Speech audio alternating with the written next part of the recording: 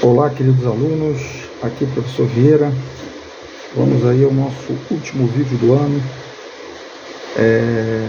curto, né, para gravar aí algumas dicas, né, já vem sendo aí tradição desse ano a gente gravar alguns vídeos sobre essas avaliações de cunho centralizado, né, no nosso caso é a gente que fez, nós do colégio que fizemos, mas centralizada no que diz respeito a áreas de conhecimento, né.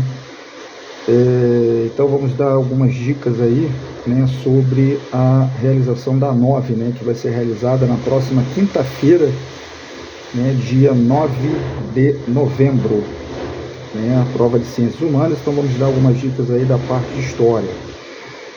Então, seguindo a FOA que já se encontra no AVA, né, vai cair todos os assuntos do terceiro trimestre, mas particularmente a gente vai focar no que realmente, né, vai ser cobrado.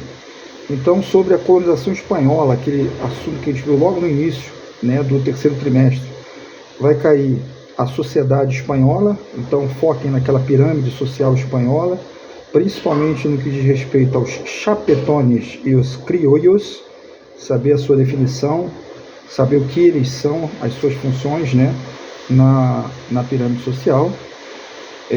A dizimação indígena, então saber, né, quando o espanhol chegou existiam índios, né, particularmente os astecas e os incas. Como é que foi feita essa dizimação, né? Sobre colonização espanhola é só isso. Colonização inglesa, colonização de povoamento. Então saber as características da colonização de povoamento, saber que foi as colônias do norte e as colônias do centro, né, além do Canadá, né, também foi colonização de povoamento, saber as suas características, né, saber que essa colonização foi originada das perseguições religiosas, né, que aconteceram lá na Inglaterra, né, os puritanos ingleses, os Mayflower, chegando lá, um clima temperado, parecendo com da Inglaterra, sendo chamado de Nova Inglaterra, e saber as suas características, né, policultura, minifúndio, mão de obra assalariada. Então, essas características aí da colonização de povoamento. E aí, sobre a história do Brasil, saber do período pré-colonial, as características do período pré-colonial, né, a extração do pau-brasil, a mão de obra do escambo, a pirataria francesa, entre outras, né. Sistema administrativo colonial, apenas as capitanias hereditárias, né, os governos gerais não irão cair. Então as capitanias hereditárias, no que diz respeito particularmente às características dos donatários, quem eram os donatários, né? O que eles faziam, por que eles saíram da coroa portuguesa, então saber isso aí. As invasões holandesas, saber as causas das invasões holandesas, principalmente no que diz respeito ao bloqueio, né, do acesso holandês que foi feito pela coroa espanhola. Essa aí foi a causa principal, né, para as invasões holandesas. Saber também outras causas e também a administração próspera de Maurício de Nassau, as suas características, né, o que o Maurício de Nassau fez para ser tão amado pela população local, pela população colonial, né? Então as suas características, suas medidas, né, são importantes, né? Características da economia colonial, então saber como foi a economia colonial como um todo, principalmente voltada para o mercado externo, né, voltado para o lucro, a característica mercantilista do pacto colonial, né, essa então é a característica da economia colonial.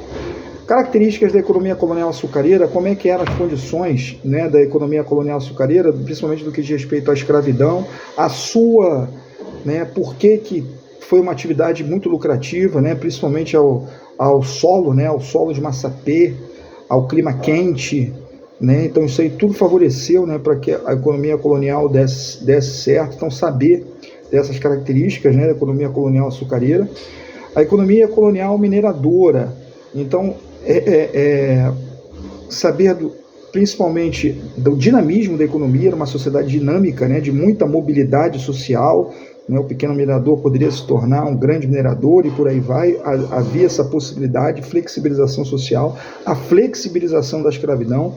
A escravidão era bem menos rígida do que a escravidão açucareira, tanto que eles podiam, inclusive, comprar a sua alforria, né? Tinham muitos escravos urbanos, negros gigantes, tinham essa possibilidade, né, né, de juntar o seu ouro e comprar a sua alforria. Isso é uma característica importantíssima. E o aparelho administrativo e fiscal, né, a intendência das minas, as casas de fundição e seus impostos, né, o quinto, as captações, as fintas, né, então isso aí é importante também saber da economia mineradora. Sobre as entradas e bandeiras, saber o que são entradas e bandeiras, principalmente as características do sertanismo de contrato, né, deem uma olhada nisso aí no livro. Tratados limites, né, deem atenção para 2 tratados, são os tratados que irão ser cobrados na prova. Tratado de Madrid, o que foi o Tratado de Madrid e as suas fronteiras, e o Tratado de Badajoz, que foi esse tratado e o que definiu. E das revoltas coloniais, que foi o nosso último assunto, né, que a gente estudou, só vai cair 2 revoltas coloniais. As revoltas coloniais, inclusive, as 2 de caráter nativista, ou seja, não tinham intenção de libertação da colônia com relação à metrópole. Então, interesses locais, que foram a Guerra dos Emboabas e a Guerra dos Mascates. Então, são esses 2 conflitos que irão ser cobrados na A9. Saber da Guerra dos Emboabas, aquela guerra da disputa pelo ouro entre os bandeirantes paulistas e os estrangeiros emboabas, né, saber as suas características, e a Guerra dos Mascates, né, que foi a disputa, né, do poder político entre os senhores de engenho de Olinda e os comerciantes mascates de Recife. Tá certo, gente? A prova está bem tranquila. Nós fizemos o exercício de fixação no crânio, a grande maioria dos alunos entregaram para seus professores e está valendo como bônus. Então, aqueles exercícios estão bem na orientação do que vai ser realizada a nossa prova, tá bom? Então, eu queria agradecer a todos, foi um prazer neste ano aí ter gravado aí vários vídeos com o intuito aí de ajudar aos senhores a fazer uma excelente prova, a última prova do ano, esperando aí com isso que poucos alunos, né, fiquem aí de PRF, né, para que vocês sigam a sua caminhada dentro do Colégio Militar da melhor maneira possível. Queria aqui aproveitar o ensejo, né, de dizer que foi um prazer muito grande ter trabalhado com todos vocês, particularmente das minhas turmas, no qual deu aula, né, das minhas 7 turmas, e o restante das turmas também, quem pôde aí acompanhar os nossos vídeos, né, gostaria de agradecer essa oportunidade, né, que foi muito bom estarmos juntos nesse ano de 2023. Né, um Feliz Natal, um próspero 2024, que vocês sejam muito felizes ao lado das famílias dos senhores e que tenham muito sucesso no decorrer aí da caminhada no Colégio Militar do Rio de Janeiro, que ainda faltam 2 anos ainda para vocês concluírem o nível médio. Tá bom, gente? Grande abraço a todos, fiquem com Deus, até a próxima.